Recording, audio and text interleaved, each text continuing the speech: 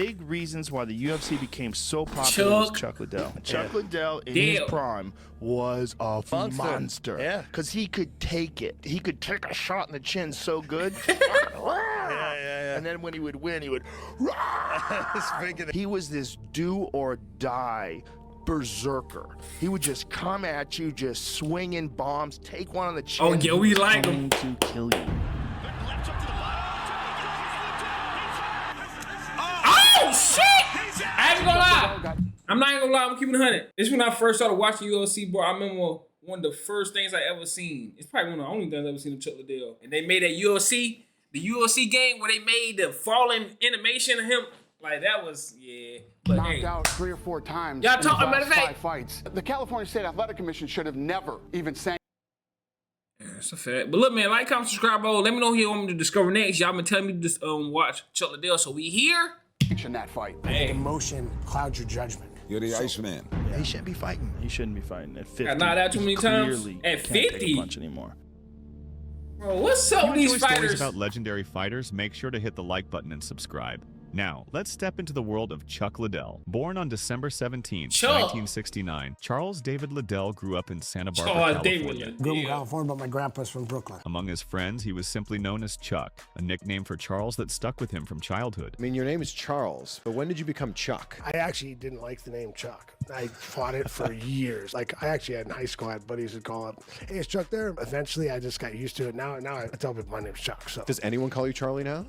My family still. Raised by his single mother and his grandparents, Chuck was introduced to boxing basics from an early age. Charlie! Learned to fight from your mom and your grandma? My grandpa. Yeah, I was getting bullied and picked on in school. The principal of the school talked to my mom. She was like, hey, I asked your son why he wouldn't fight back when these kids were fighting him all the time. And he said you didn't let him fight. Principal was like, look, I like the peaceful thing you're trying to do, but if you don't let this kid defend himself, I can't be there all the time to help him. She's like, okay. So my mom changed the rules. So you can't start a fight, but you're allowed to finish it. I liked fighting, loved fighting since I was a kid. I've done karate since I was 12. At age 12, Liddell began training in Koei-Kan karate, a traditional style he felt drawn to. It was Koei-Kan karate do was my first style. I was black belt. I won our nationals for our style. He would later tattoo the words Koei-Kan on his scalp. During his teens, Liddell proved to be a that's what's on his head. 15 and a half years old. What does that mean? You know I'm about crazy. I'm slow. But damn. Y'all bullies be creating a lot of monsters. Y'all know that, right? 5'9", 155. 16 and a half. I was 6'2", about 180. He was a 4-year starter on the football team at San Marcos High School, playing center and linebacker, and an accomplished amateur wrestler. I went to karate all the time. I'd go after wrestling practice, go after football practice. And for me, it was like, that's when I figured out that there's no magic to this. It's just hard work. Yeah. If I work harder than you, if I learn more than you, if I practice more than you, I can get better than guys that have been there longer than me. His athletic talents led him to California Polytechnic State University, where he competed as a Division I wrestler and ultimately graduated in 1995 with a bachelor's degree in business accounting. People probably don't have any idea that you have a business degree. But my grandma didn't believe that was a real major, so I had to pick a major when I was a freshman. I picked accounting. I was good at it. Outside of organized sports, however, he developed a reputation for toughness in a different way. Liddell often found himself involved in street fights, where his size, strength, and early martial arts training set him apart from his peers. You know, I used to even say in high school, I used to say, man, it sucks. Well, the thing I'm really good at, I can't make money doing. And I was talking about street fighting. I was going to Cal Poly at the time. I was like 19, I think. One of the residents at wrestling practice goes to me, by any chance, did you jump off a car and kick a guy in the head? Yeah, how do you know? Did you lose any fights in high school? Bro, Was there anybody what? That you, like, somebody caught you, or did you ever, like, none? So you don't remember ever? Jumping off the car and kicking somebody in the head is crazy. The tough reputation Liddell built in street fights naturally pushed him toward combat sports. At about 22, I figured out, it's not that much fun. Most of these guys can't fight anyway, so it's not entertaining to me. So I was wrestling, and then when I finished wrestling, I started kickboxing just to keep competing while I was finishing school. Around this time, he met John Hackelman, a veteran kickboxer and head coach of the Pit Gym in San Luis Obispo, California. I got called into an old karate school, and they called me in because they had a black belt coming in to spar. I came in, and it was John. So I get there, and the guy goes, oh, yeah, well, I can't really fight you, so you're going to go with one of my students. There, it was Chuck, and I was like, okay, all right, I'm gonna go. I gave my card before I left and just said, if you ever really want to learn, you know, the sport part of it or whatever, and give me a call. And so I called him up and like, back to phone, like, I'm like, hey, he's like, yeah, come on up, let's go, let's train. After college, Liddell set his sights on fighting. Hackelman became a central figure in Liddell's journey, mentoring him and refining his raw power into the precise, aggressive striking style that would later carry him to the top of the UFC. He built a solid foundation with an amateur kickboxing record of 20 wins and 2 losses, including 2 national amateur kickboxing championships. While competing in kickboxing, Liddell was given the nickname the Iceman. How did you get your nickname? My trainer, John Hackelman, gave it to me. I think it was like my 3rd or 4th kickboxing fight. He came looking for me, couldn't find me. He finally found me, I was sleeping. He's like, you don't get nervous before every fighting? No. Then he started calling me the Iceman because I don't get nervous before fights. He was the Iceman. I've never seen him lose his cool. Despite his success, that's why they called him financial that. security at the time, and he often struggled to make ends meet. I was wondering why they called him that. Fun, but I wasn't making any money. And the UFC had come along during that time, but like no one knew how to get into it. During this period, he even considered leaving combat sports altogether to find a steady job that could support him long term. So I was close to like going back and getting a real job. I graduated in accounting right around 97. I went to John Hackelman, my trainer, and I'm like, you know what, man, I'm having a great time. I'm bartending, kickboxing. If we don't start making money soon, I really got to get a real job. I love this, but I can't just do this. Yeah. And then someone offered me a mixed fight at some like an open hand strike fight in Vegas. Open hand strike fight. Kicked the head in the first round, knocked him out. What the fuck was that? The fuck? Open hand strike fight. See, the more I learn about, do they still have those? Like, is there still something real that's happening nowadays, bro? Like back in the day, y'all was vicious back in the day, bro. Y'all old folks don't give a fuck. Y'all was savages. Oh, and some guy. He said he kicked him in the head. And do you want to fight in the UFC? You're like, yes. Open hand strike fight in Vegas, and I went and did it. Kicked the guy in the head in the first round, knocked him out. And some guy from the stands was like, hey man, do you want to fight in the UFC? You're like, yes, finally. Hey, yeah, let's go. They offered me UFC 17, be an alternate to a tournament, and for $1,000. Again, okay, now I'm not going to get a real job. I'm going to go back to fighting again. In 1998, he made his professional mixed martial arts debut. Chuck Liddell from Santa Barbara, California. Here's a guy with an accounting degree who just simply loves to compete and is happy to be in the UFC. Liddell's first bout took place at UFC 17 in Mobile, Alabama, where he won a decision over Noe Hernandez. Chuck Liddell opens up his UFC career with a victory. After the first one, I met John Lewis. He started teaching me, helped me with learning jiu-jitsu. Soon after, he traveled to Brazil for a bare-knuckle Vale Tudo fight, defeating renowned striker Jose Pelé Landy Johns by decision in hostile territory. He was a killer. He got knocked down with 3 times with head kicks and still fucked Pelé up. I remember Pelé when I fought in Brazil. Pelé? That better not be the soccer kicker player Pelé. The GOAT. That better not be the GOAT Pelé. That better be the fighter, which I don't know. 3 times with head kicks and still fucked Not that 3 times with head kicks is crazy. When I fought in Brazil, 1 30-minute round, bare knuckle, no rules. That was my second fight. Pelé was a man back then too. Did you beat him? Yeah, I beat him. Before making it to the big stage, 1 Liddell 30-minute with Dana round. White, who at the time was working as a manager and trainer in Las Vegas. When did you meet Dana White? When did that connection happen? Dana was actually managing, I think, Tito. And Wayne Harriman, who's friends with Tito and Dana, was a friend of mine, and when see me train with Tito, and he actually told Dana, you might want to sign this guy. He might be better than Tito. So Dana signed me then, as he was my manager. He's managing me and Tito. Simultaneously? Yeah. Well, before the UFC, I managed both Chuck and Tito. So, you know, I did have a relationship with both guys. It was awesome. I traveled around for a long time trying to promote the sport. I did a lot of things trying to just get the sport out there. That was one of the things why he became my manager at the beginning, was because he was actually going after not just Black Belt magazine. I'm trying to understand. Magazine. He was trying to get us in men's This fit. man, He's trying to get us in bro, we got to get in other demographics. And it really helped me in general to have a career after. White began managing fighters such as Liddell and Tito Ortiz in the late 1990s, helping them secure opportunities in the UFC. We were kind of the reason they got involved in the UFC. This relationship, combined with Liddell's reputation from kickboxing and earlier MMA bouts, led to his second UFC appearance at UFC 19 in 1999, where he was submitted by UFC Jeremy 19? Some space.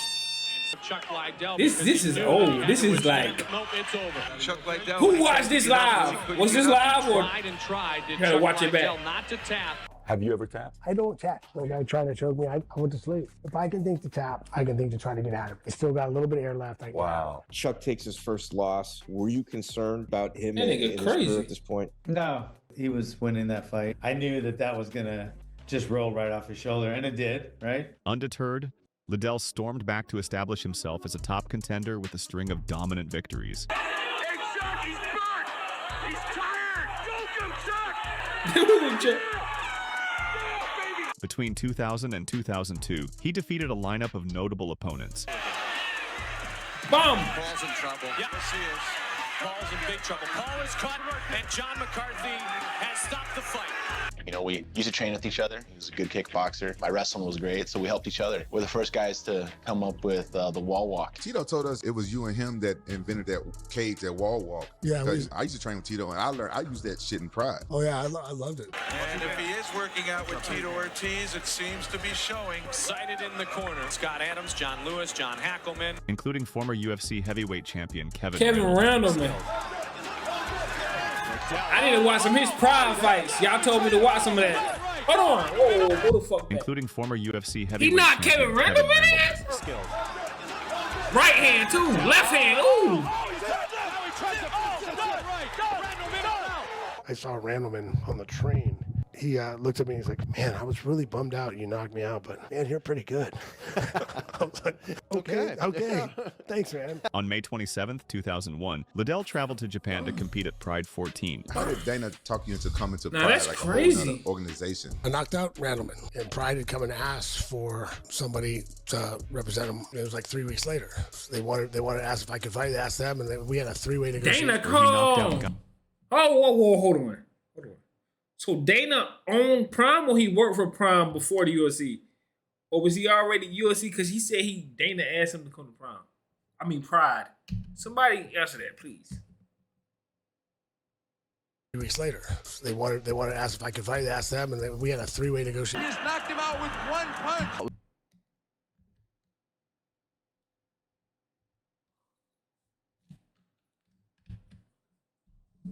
How many fights he had in Pride? We got watch some Pride Liddell. Guy Mesger in the second round. Bomb! A fight he took to gain international experience and test himself against Pride's roster. It's a knockout! It's a knockout! He just knocked him out with one punch. How was it like fighting in Pride? Yeah, it was cool. I mean, the weirdest part of Pride is yo. Walk out, and I mean, it's like quiet. Pride was better than the UFC. It might be better than the UFC. I gotta watch all them fights. Ooh, I gotta watch all them fights. Quiet again. I knocked Kevin Randleman and Guy Metzger out in the span of 3 weeks. Jesus Christ, he's a murderer. No. He then earned victories over Murillo Kevin Bustamante Randleman? and Vitor Belfort. That's crazy. Wins that established him as the clear #1 contender. Stop playing with him. I'm telling you, when Chuck Liddell was in his prime, he was one of the most terrifying fucking human beings that's ever walked the face of the earth. And set up a long-awaited title shot with Tito Ortiz. You've been a top contender, the light heavyweight for a long time. Are you looking for a title shot now? Yeah, definitely. Tito's your good friend. I know you guys are training partners. Is that going to affect you when you guys fight? Of course, I'd be lying if I said it didn't, but it's part of the game. We're friends. Up until then, fight time, it's all business. Well, it looks like me and him are next. How do you step in and fight a good friend? Well, we stopped after he fought Bustamante. We stopped training with each other because we knew once in a while we're going to have to get in here one time or another. It's going to be hard, man. All you guys at home, it's going to be a huge fight. Me and Chuck Liddell. What a classy Tito Ortiz. And when they meet, That's it. I like that though. That's tough. That is insane though. It is kind of fine. For you used to train, you used to talk this. Y'all used to shed blood and cry together. There was just one problem. The reigning used to champion almost- Tito Ortiz refused to fight him. That's insane. Chuck Liddell is next in line. What's going to happen? I don't know. I'm not really thinking about that right now. Me and Chuck, I guess we got to sit back and look at it. I guess we got to renegotiate things because me and Chuck, I mean, our friendship's not worth the money we're getting paid, if you ask me. After Tito Ortiz defeated Ken Shamrock, he entered a contract dispute with the UFC that put his expected title defense against Liddell on hold. After the fight, after he beats Ken, he's like, "Oh, we can't. I don't know if we're gonna fight. We gotta maybe fight in Pride. We get more money." He's like, all of a sudden, he doesn't want to fight anymore. And the bad blood between them started when Tito refused to fight Chuck. The way it started was Scott Adams came down and he said, "Hey, should I just bring Chuck down?" And so that's how it started. I came down and started training with him and doing stuff. And really, I was a sparring partner for the most part. Came down to my house, stayed on my couch. You know, I've been up to San Luis Obispo training with him. I mean, he makes it sound like we were great friends. I mean, he always slept on my couch. I slept on your couch because you wouldn't pay for a hotel room. Chuck was in Tito's head big time because every time they trained together, Tito would get beat up. I'm talking drop him on the ground and Tito refusing to get back up. Chuck would want to hook up and spar and whatever, and Tito would never want to spar. When we trained, He used to beat him? Oh, man. I'm not even going to lie, Tito. Come on, Tito. Tito was like, bro, I'm already knowing the outcome of this fight. Why would I fight him? Tito said, I'm not fighting him. together, I took him down way more than he took me down. No way. But that's why he didn't want to fight me, because he couldn't out wrestle me. And then when we're striking, I used to drop the body shots, and he never dropped me. He never dropped you? No. That's insane. Absolutely, positively would not fight Chuck because he knew he couldn't beat Chuck. That's the truth. If Tito felt he could beat Chuck, he'd have fought him in a second. You didn't want to lose, and you didn't want to give up your title. Tito can talk about money or whatever else he wants to talk about. It's a fucking crock of shit. The money was what it was then. With the popular Ortiz unwilling to defend against Liddell, the UFC brass took action. So we asked Chuck to sit out and wait for the fight. He refused to do that, and he took on Babalu Sobral. And delivered a memorable head kick knockout against Renato Babalu Sobral, which extended his streak to 10 straight wins.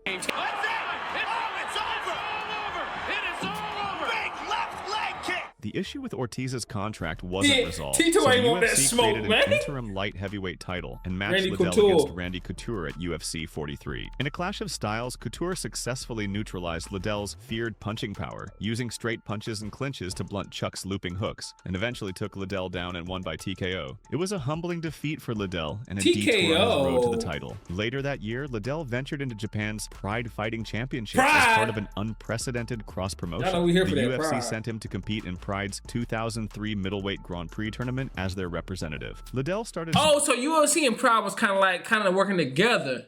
It was kind of like, say the fight this year, I had to sign this fighter. Or the UFC by Pride. I keep saying Prime.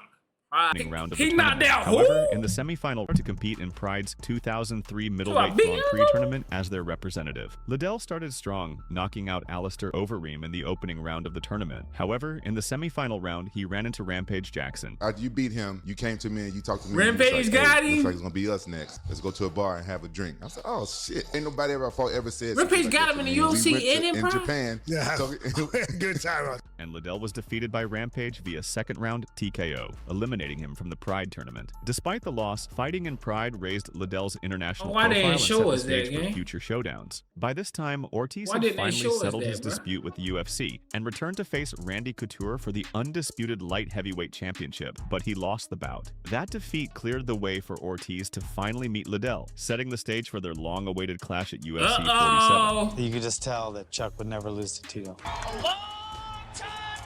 Ladies and gentlemen.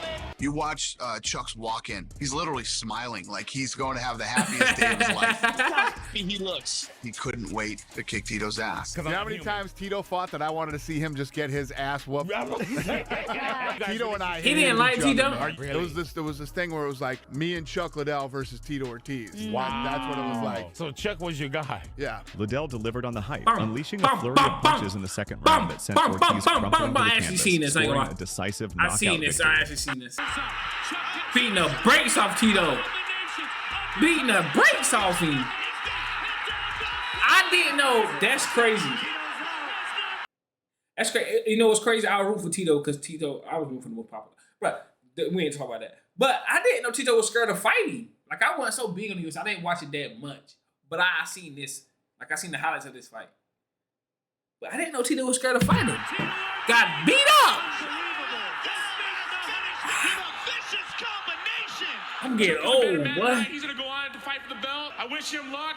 In the 13 years, been in this business, He was just and owned this beating company, him up. Only time I've ever done this. When Tito and Chuck fought for the first time, I told Chuck I want your gloves and your trunks that you beat the snot out of him in. I put him in a glass case and hung him up in my house. Every time I walk in my door, the trunks were right there. This win not only settled Never their feud, did he at least do for the that. moment, but also affirmed Chuck Dana Liddell's Age. status as one of the UFC's biggest stars. In early 2005, Liddell's surging popularity took him beyond fights into reality reality TV. He was chosen as a coach on the inaugural season of The Ultimate Fighter, a reality show designed to introduce MMA to a wider audience. Liddell coached a team of up-and-coming fighters opposite fellow legend Randy Couture on season 1 of the show. The program was a breakout success for the UFC, and it made Chuck's Mohawk this was the first season? persona Season known to 1? millions of new viewers. On April 9th, 2005, Griffin and Bonner engaged in an epic Griffin. blood and guts I gotta that watch left Griffin both too. men exhausted and the audience enthralled. We're going to the finale. We have no deal for a season 2. The undercard fights happen and they're not that great. So we're going into the main event, Boris Griffin and Stephan Bonner. These two come in and just go to war. Stephan Bonner staying in the pocket. Bonner teeing off. Rocked though, he is rocked. Comes But he over the still stays in there. These two crazy fucks are beating the shit out of each other, and it is a wild melee of a fight. Uppercut just missed. Toe to toe they go. Oh, and a left jab. Right hand by Bonner. Listen to this crowd. And people were just calling friends up. You gotta watch this. This is insane because the viewership skyrockets during the fight. Yeah, sure. Because it's so wild. Right. And that fight made the UFC. It was great. Nah, for sure. I ain't gonna lie. It kind of fixed. His Trojan horse to get a fight on TV. Because And Forrest then we could Griffin. ask for a better one. Shortly after the show, I'm sorry about pausing so much, but Forrest Griffin is the reason Anderson Silva is my second favorite fighter of all time. Liddell earned another shot at Randy Couture, My this second time favorite. with a championship on the line. On April 16th, 2005 at UFC 52, Chuck Liddell faced Randy Couture in a rematch, now for the undisputed UFC light heavyweight championship. God. Liddell entered determined to avoid a repeat of their first fight. This time, he kept the fight standing and found his range. He threw a lot of Midway hooks. through the first round, Liddell unleashed a powerful right hand that connected cleanly, knocking Couture out cold and crowning Chuck Liddell. Unleashed a powerful right hand that connected cleanly, knocking Couture out cold and crowning Chuck Liddell as the new UFC light heavyweight champion. He's down. And Chuck Liddell. Oh, he is out. Light heavyweight champion of the world. Randy Couture is Chuck out. Liddell is the light heavyweight champion. Unbelievable. Wow. The It was a pivotal moment in Iceman. his career, the culmination of years of hard work and a victory that avenged his prior loss. The image of the Iceman with the UFC belt became an iconic symbol of the sport's mid-2000s era. UFC World Champion Chuck Liddell. How does that sound? Sounds great. Well, phenomenal show. Now, what's next for you, Chuck? I have no idea. I want the pride belt. I want Vanderlei Silva. I want to knock him out. He's next. When you came in, you blew up Damn. ESPN. Hold on, everybody- boy. You calling out the Savage, boy. Don't call out the Savage. Boy, you calling out Wanderlei Silva. In Pride? I see if you calling out UFC. UFC cool. In Pride? I don't know. That's a good idea.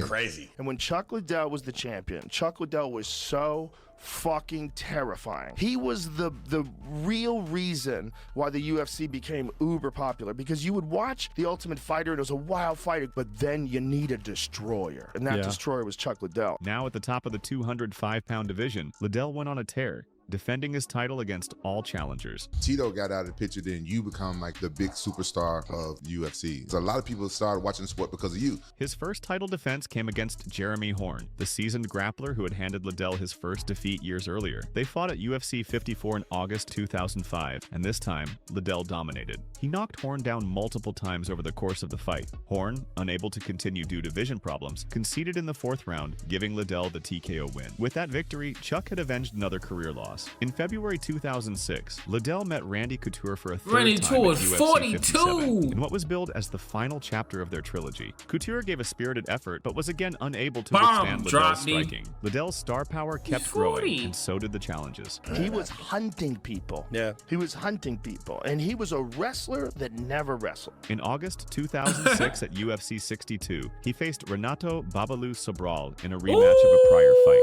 Babalu charged forward aggressively, but Liddell countered with accurate punches. He finished the fight in just 1 minute and 35 seconds of the first round with a devastating uppercut knockout. It was another emphatic defense for the champ. The run where he was at the top, where Chuck Liddell was just murking people. So he was an exceptional champion. He would just come after dudes and smash people. Like, he was never trying to win decisions. Chuck Liddell was trying to send you into the dream world. Send you to the throw his dream arms world. back like this. It was crazy. The stage was then set for a blockbuster showdown, a second fight with Tito Ortiz. He got the best of me the first time. I'll come in here the second time. Okay. Bro, anytime you want, bro. You won't step in the ring with me again. You know that. I'll knock you out again. I do beat him, and I show that Chuck Liddell is human and he is beatable. When you listen to him talk, do you think he believes what They he's saying? fought twice? No, I don't. I just can't let him beat me. I can't lose to that guy. You never hear the end of it. Bad enough when you beat him, you still can't hear the end of it. On December 30th, 2006, Liddell and Ortiz met again at UFC 66, this time with Chuck's championship on the line. The bout had enormous hype and became the most financially successful UFC event up to that point. Fans around the world tuned in to see if Ortiz could solve the riddle of the Iceman. Despite carrying a knee injury into the fight, Chuck put on a memorable performance. Ortiz attempted to implement his wrestling game plan, but Liddell stuffed many takedowns and punished Tito with strikes. In the third round, Liddell overwhelmed Ortiz with punches, forcing a referee stoppage for a TKO victory. Wrestling's not hurting him here, but Tito has to move. Chuck Liddell He remains beat him twice. heavyweight champion. And still. His fight. Look when he at knocked Dana so happy. Dana like, man, thank you, bro. out Tito Ortiz, like, oh my God, he was a monster. Right. He was a monster. I knew Chuck Liddell was going to win those fights. I knew he was. He had Tito's number. Tito couldn't deal with Chuck's style, his power, his wrestling. Tito couldn't take Chuck down, and Chuck was 1,000,000% in Tito's head. It was Liddell's fourth consecutive title defense, and it emphatically reaffirmed his dominance over his rival. By the end of 2006, Chuck Liddell had cleared out most of the top contenders and was widely seen as the face of the UFC. That was the big guy. He was the face of the company. If you, the casual fan, when you talk to him, like, have you seen the Chuck Liddell fight? Right. You're going to Chuck see the Liddell, Chuck yeah. Liddell Chuck fight. Liddell was one of the first people I watched, for sure. Light heavyweight champion. Telling you, he got 9 of Rashad Evans. That's what But I every seen. great champion eventually meets his Wham! match. And for Liddell, that reckoning came in 2007. That was the most nervous I ever been for a fight when I fought Chuck in the UFC. I had dreams. This was years ago, but I never dreamed about any of my opponents. You were hunting him in his sleep, dog? I was trying.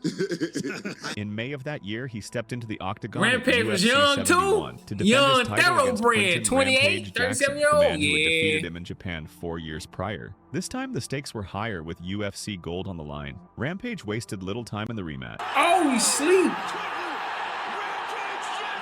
He said what? It was a stunning defeat, the first knockout loss of Liddell's UFC career, and it marked a turning point. Chuck, you've been the most dominant light heavyweight champion in the history of the UFC. I know all your fans would love to see you perform again.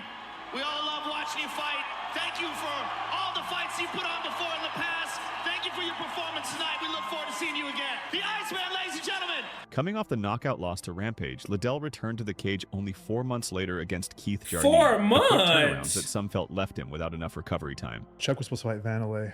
I forgot whatever reason that couldn't happen. Well, he don't want that. He don't want that one like that Vanderlei Silva fight, bro. He don't want So they it. pinned him up against me, so Don't they want had that a big smoke. Vanderlei fight He don't want the afterwards. savage. Liddell, a feared knockout artist, was expected to use Jardine as a stepping stone, but Jardine executed a flawless game plan. Jardine's awkward style and heavy leg kicks earned him a split decision win, handing Chuck his second straight defeat. Do you feel like Chuck Liddell overlooked you or something? Oh, I'm sure he did. The back-to-back losses raised questions about whether the Wonder, 37-year-old man, he legend don't want was the slowing savage. down after years at the top. In December 2007, Liddell entered the octagon with Pride superstar Vanderlei Silva at against the UFC savage. 79. The matchup was a dream fight that fans had wanted for years. Two knockout artists with aggressive styles finally clashing. Neither man disappointed. Liddell and Silva battled for 3 thrilling rounds, trading power punches in one of the most action-packed fights in UFC history. Chuck Liddell won a unanimous decision, earning Fight of the Night honors, and the bout was later acclaimed as 2007's Fight of the Year. This victory was a career highlight and proved Liddell could still compete at an elite level. However, it would turn out to be the final win of his MMA career. Damn. By 2008, Father should Time have and the seen one lane accumulated Pride, damage of though, a man. long career began catching up with the Iceman. On September 6th, 2008, Liddell fought Rashad Evans at UFC 88. When you had the fight with Chuck Liddell, you were a heavy underdog.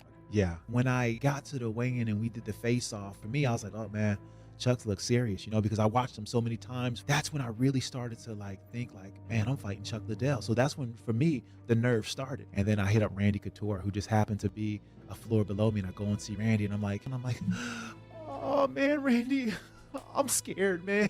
I'm scared. And Randy's like, what's going on? He's like, oh man, I just can't shake this feeling, man. I'm just so nervous. You scared. That's humble though. At least he said it. And the best advice I ever got, he said, you got to make friends with the worst enemy. When you make friends with the worst enemy, you understand that life will go on. And then I worked myself up into a lather just thinking about it, like, yeah, I got to face my fears. I got to face my worst enemy, and I got to face my, whatever I'm afraid to happen. And then I became so comfortable with the idea that I may be getting embarrassed tomorrow. I was like, whatever is whatever. So I went out there feeling free. In the second round, Evans delivered one of the most devastating. Somebody hit somebody with a bat across their head. Wham! Or a bat smacking a turkey leg or something.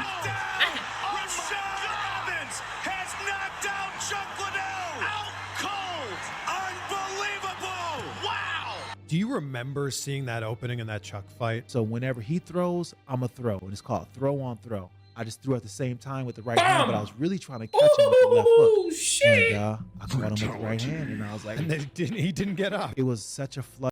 Caught him with the right hand, and I was like, whoa. And I seen that he was on the ground. I was like, oh my gosh. Nasty. It was crazy. And then he didn't get up. It was such a flush shot. The brutal loss was a sobering moment, and many observers put thought that man it might on a be the video end of the road game for Chuck. Because his style was so aggressive that people could just set, boom, and counter like Rashad Evans did with him. And so you're getting his momentum coming forward and the shot, and he would get flatlined. That style, comes a certain point in time where you just can't do that anymore. Liddell, however, was not ready to hang it up yet. He returned in April 2009 to face Mauricio Shogun Hua, a former Pride champion at UFC 97. Pride? Once again, the fight didn't go. I think I did see something in the comments where somebody said Shogun was in Pride too. Yo, I didn't know that. Bro, I'm not even gonna lie, bro. It's crazy how I don't be knowing these fighters, but I be seeing them because of other fighters. Like John Jones. Only reason I know of Shogun is because of John Jones. Ooh, but I didn't know he's in Pride though. I gotta watch. Let me know in the comments should I watch Shogun in Pride. In the first round after landing a series of punches. Let me know if I was not ready to hang it up yet. He returned in April 2009 to face Mauricio Shogun Hua, a former Pride champion at UFC 97. Once again, the fight didn't go his way. Shogun stopped Liddell via TKO in the first round after landing a series of punches. After the loss to Shogun Hua, UFC President Dana White openly contemplated whether it was time for Liddell to hang up the gloves. I care about him. Yeah, not that twice. And damn, it's over, man. We all turned 40. It's over. Yeah, that's a fact. I've been pushing for retirement. He's my friend. I love him. I care about him. We sat down. We had a 2-hour talk. He wanted to do this. He fucking has nothing to prove. Nothing to prove. He doesn't have to prove anything to that's me. a fact. The rest of the world. World He's champ. got shitloads of money.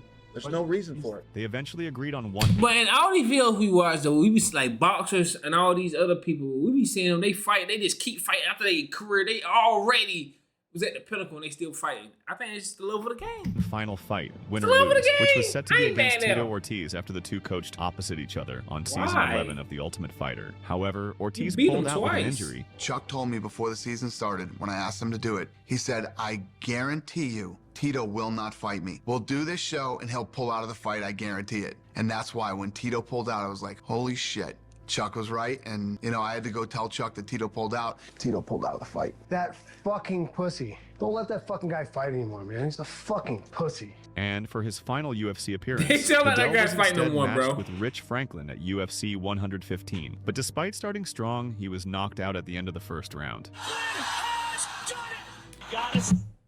Fatality.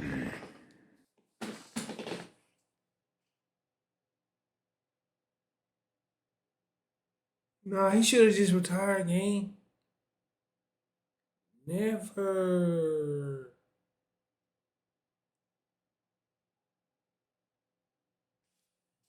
Damn. That left hand was brutal. Strong, he was knocked out at the end of the first round. Gotta suspect this is the last time we see Chuck Liddell in the octagon. I was just thinking the same thing. I After swear. his third consecutive knockout defeat, UFC President That's Dana 3 in a White row. publicly stated it was time for Liddell to retire for his own safety. I have to talk to Chuck yet. Chuck went to the hospital. Chuck Liddell came in. He worked hard for this thing, and I think him and Rich Franklin tonight fought the type of fights that made them both famous and made them both world champions tonight. Those two went at it. He means a lot to this company, and he means a lot to the sport. He means a lot to me personally. He was a great champion. He was a great business partner. You love Chuck, boy. UFC. He gave it his last shot. You know what? He went out like Chuck Liddell would. Came out blasting, bombing, tried to put Rich away in the slugfest, and he gave the fans a good last fight with the X-Man. Liddell was 39 years old and had nothing left to prove. On July 10, 2009, he was honored with induction into the UFC Hall of Fame, Pioneer Wing, for his contributions he ain't to the happy sport. about that Finally, shit. on December 29, 2010, Chuck Liddell formally announced his retirement from professional fighting. He made the announcement at a UFC 125 press conference, appearing emotionally reflective as he thanked his family, fans, and coaches for their support. People asked me for a long time why I stuck around so long. Like, if I was getting my ass kicked and then getting knocked out, it would have been a lot easier to hang it up. I was getting paid really well, and I was winning fights and then just getting caught.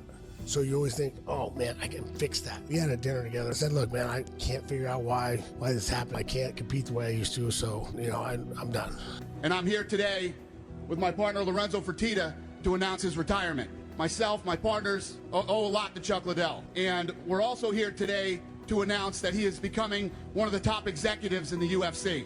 Chuck Liddell is now the new Executive Vice President of Business Development. And he has literally seen this sport evolve from a very small niche sport to what it is today. A global sport that is becoming worldwide now. So we welcome Chuck Liddell to the UFC executive team. I thank Frank, Lorenzo, and Dana for everything they've done for me over the years and for the sport. Chuck, you really set the bar They for ain't know where that. UFC was and what it was, and giving it a storyline and becoming a character. I You do got an accounting degree, though. What you talking about? UFC owes you so much. You put the entire industry and sport on your back. You became this larger than life character. I don't know that I never was a character. That's what made it easy. I mean, I just went out and was me. As an athlete, you've been getting ready for something your whole life. You got something coming up, something doing this, something there, and then all of a sudden you're done. For me, that was my breaks. That was my control. That was the breaks for my crazy side. As part of his retirement, Liddell accepted a job as an executive with the UFC. The company named him Vice President of Business Development, a role that allowed the beloved Hall of Famer to stay involved with the organization outside of the cage. It was a bittersweet moment, the end of an era for a legendary fighter, but the beginning of a new chapter outside of competition. Stepping away from active competition, Chuck Liddell remained a prominent figure in the MMA world and beyond. His Hall of Fame status and charismatic persona made him an ambassador for the sport. As a UFC executive, he made public appearances and helped promote events. Outside of MMA, Liddell's fame led to opportunities in entertainment. In 2009, he appeared as a contestant on season 9 of Dancing with the Stars, showcasing his footwork. That nigga dancing at what, 40? We're always trying to get on things. Like I did Dance with the Stars.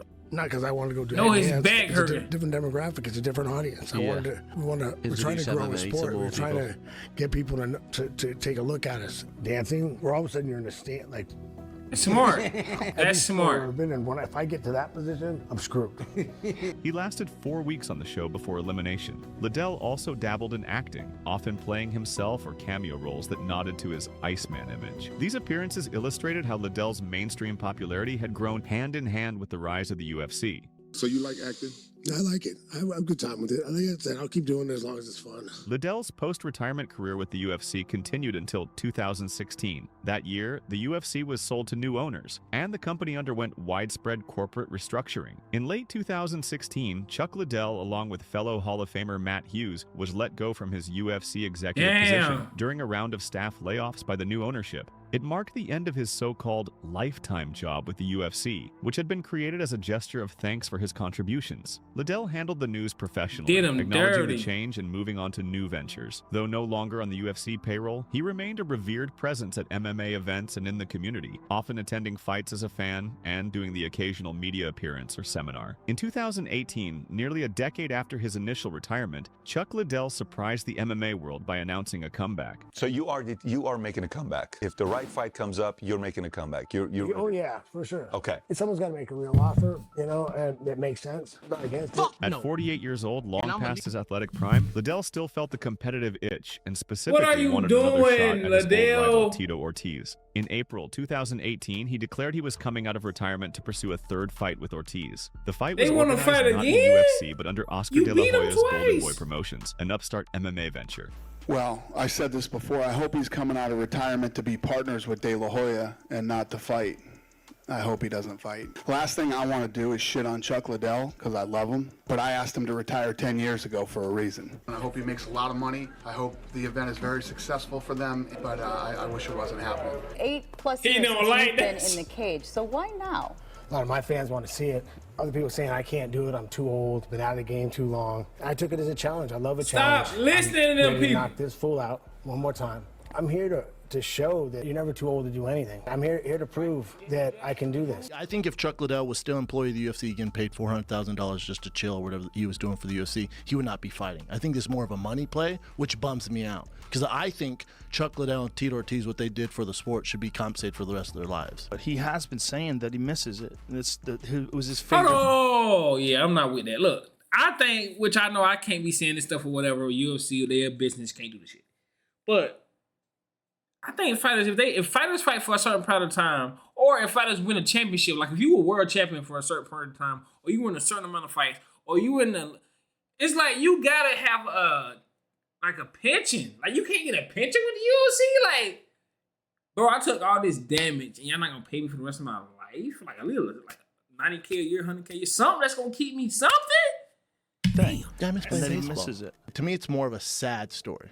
See, I think Tito, he might actually want this fight just to fight Chuck again. On November 24th, 2018, they fought. Chuck Liddell and Tito Ortiz stepped into the cage one last time. The bout drew attention for its nostalgia, though many observers were concerned about Liddell's age and long layoff. Unfortunately for Chuck, the fight itself was one-sided. Ortiz knocked out Liddell in the first round, emphatically avenging his losses from years before. It probably would be.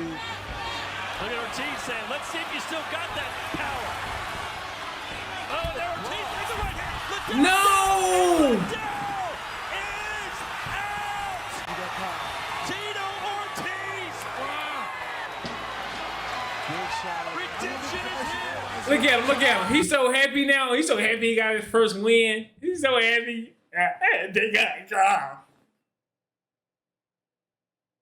Yo, Chuck Liddell, bro, what is you doing, man? It's kind of made me mad, bro. I ain't gonna lie. What is you doing? That's Tito's guy's thing, man. Liddell looked noticeably slower and off balance, and the outcome sparked serious discussion about the dangers. I know Dana was mad about it. In the aftermath, Liddell was gracious in defeat, but the result was a clear sign that his fighting days were truly over. He just felt like he always had Tito's number. But this is the problem, is like Tito wins now. When it all said That's what I'm saying. Tito KO'd him.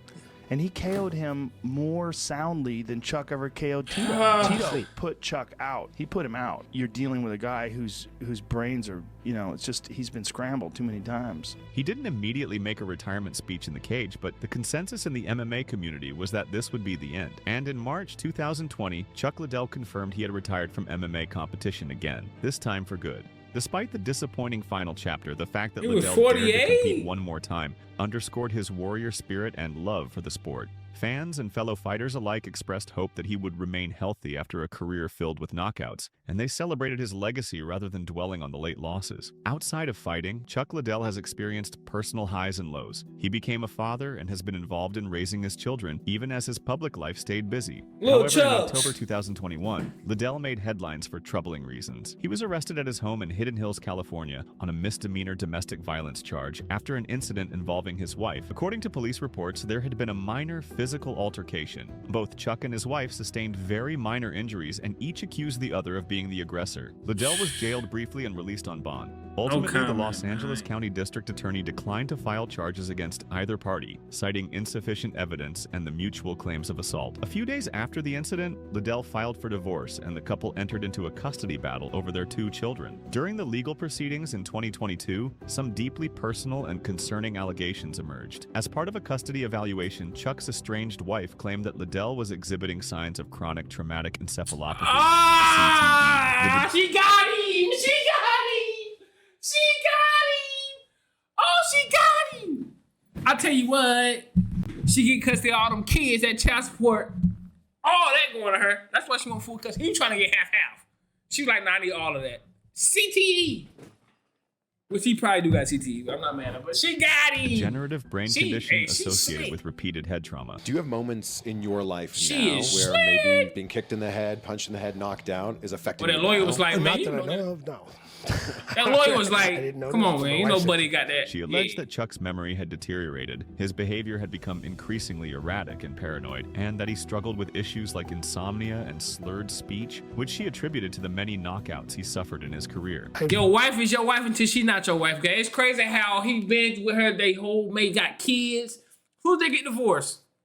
Comes out. I've been doing some she stuff really with brain training, and they did an EEG in my brain, and I do have a lot of, I don't know how to explain it exactly. I'm stuck in like fight or flight most of the time. Like it's always my fight or flight things are firing all the time, and I have like the different places where I'm not using it. The custody evaluation ultimately recommended that Chuck and his ex-wife share joint custody of their children, There you while go. also mandating measures like random drug testing to ensure a safe environment. Despite the personal Random turmoil, drug Liddell has generally testing? kept a low profile in recent years, focusing on family and health. Random? Chuck the Iceman Liddell's legacy is cemented as one of the fighters who helped drag mixed martial arts into the mainstream. With his trademark mohawk, icy stare, and devastating knockout power, And Mohawk he was became fire, the though. face of the UFC's rise in the mid-2000s. Man, Chuck was rock star MMA. Yeah, you kind of lived by your own terms. Holding the light heavyweight title from 2005 to 2007, Liddell racked up 21 professional wins, 16 inside the UFC, and built unforgettable rivalries with Tito Ortiz and Randy Couture that defined an era. Beyond the cage, his crossover into pop culture proved that an MMA fighter could become a global icon. Liddell remains a Hall of Famer, a trailblazer, and a symbol of the sport's evolution from underground spectacle to worldwide phenomenon. Chuck and I had done it. We did it. We did it together, and again, going back, I managed him, getting into the UFC, him becoming a huge star, world champion, making tons of money, becoming famous, doing other things, and then eventually retiring. It was all done the right way at the right time. I don't have any regrets. You know, I had a great time. I mean, it was fun. I got paid a lot of money to do what I love for a living, and my body held together pretty dang well for what I put it through. Hey, for the CTE thing though, the way he talk and the way he be in interviews, he don't look like or sound like he got CTE or something wrong with him or anything. He look regular, talk regular. So I'm happy about that. I'm glad he good. Cause the way he was getting out of at the end, he sound like he good. So, hey, that's crazy though, man. Shit, hey, Chuck was like that though. He always that peak, and then, but you gotta stop fighting. You 40. Why was you in the ring? But look, man, like, comment, subscribe. Let me know what y'all think about Chuck. Let me know where I got Chuck ranked all the time. I don't know where I got him ranked, bro. I can't, you know what I'm saying? Let me know where y'all got him ranked, bro. But I'm saying that video, y'all already know what's going on, man. No cap.